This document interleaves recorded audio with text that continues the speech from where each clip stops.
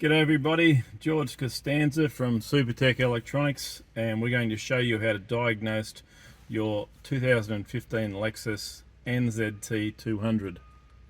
Okay, we're going to hold our finger on the menu button and flick the headlights 3 times at the same time. And this will bring up your service failure diagnostic menu. So we're going to use a mouse pad and we're going to put it on failure diagnostic. And we're going to go into system check, and then we're going to do a most check. So we're going to press and hold that one. Now if yours comes up with most, it means there's an issue with the most line.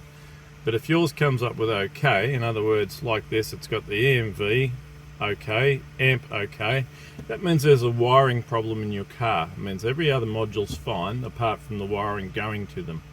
If this was to say NCON, or the amp said NCON, we'd know that the amp was, it's basically not connected as far as the car's concerned, which means there could be a fault in the amplifier. Or the EMV, which is your radio, if that was to say NCON, your problem would more than likely be in your radio head unit. Okay, now if you have any issues regarding those 2 complaints, you may send them to Supertech.